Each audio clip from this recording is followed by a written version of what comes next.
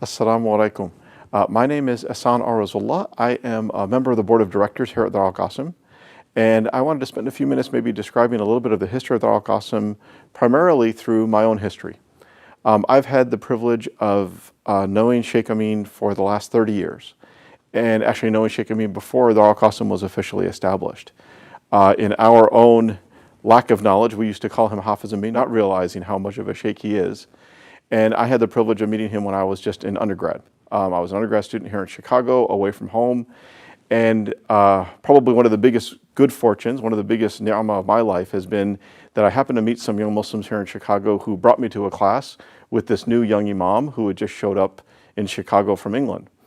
Hafiz Amin was very beloved, partly because we thought his English accent was cool. But what we began to realize very quickly after studying with him was he was one of the first people in our life who actually could explain to us Islam in a way, in a structure that made sense to us as people who grew up here in the West.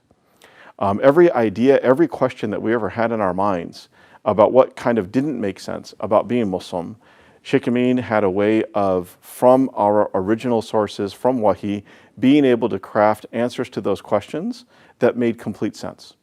And I think over a period of 10, 15, 20 years, he was really able to redraw a frame for us, a frame of reference in which all of these additional details that we know when we live as Muslims completely fit. And so if someone was to ask me, how would you summarize Darul Qasim, I would say Darul Qasim for me is both my spiritual and my intellectual home.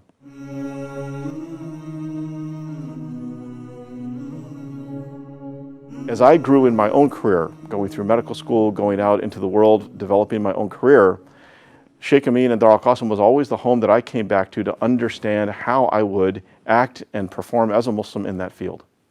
And even more importantly, Sheikh Amin always laid out a challenge to us, and that was that if what you're doing is the same as everyone else, then perhaps that's not truly Islamic. That what makes us as Muslims unique is that there must be some unique contribution that we as Muslims are able to make within whatever it is that Allah has placed us in. Whatever profession, whatever family sense, circumstance, and so on, there is something unique about being Muslim, and the only way that we are able to access that is through the knowledge that was inherited by us and by the ulama from the Prophet ﷺ. That is the thing that makes us unique. And appreciating that that knowledge is what brings forth more intellect, it actually makes us smarter. And it makes us capable of having an impact within our own fields. That is a very unique idea. It's not a new idea, it's an idea that's always been there, but it is new primarily, I think, for Muslims in America.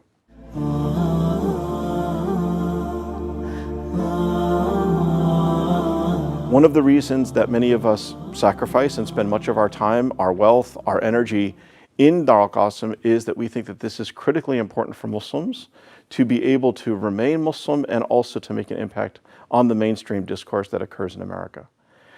Many questions that we raise in our own minds as young Muslims is, how am I as a Muslim going to make an impact in this country? And yet remain very Muslim, both in my character, in the way I carry myself, but even more importantly, Muslim intellectually. One of the only ways that that's possible is if we are dedicated to learn ourselves. And really what we have is a unique blend here at Darul Qasim of working professionals as well as traditionally trained ulama, who on a regular basis, on an everyday basis, have conversations in classes that allow us to grapple with some of these ideas.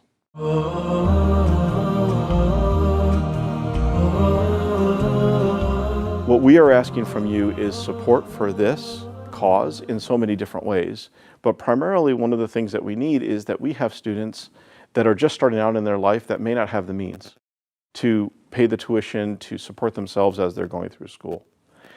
Much as is done in mainstream America, when someone wants to pursue studies, either they receive scholarships, they receive loans, grants, and so on. That is something that we are not a state institution. We're a private institution, so we also need supporters to help us do that. Learn more and donate now at darulqasim.org/donate.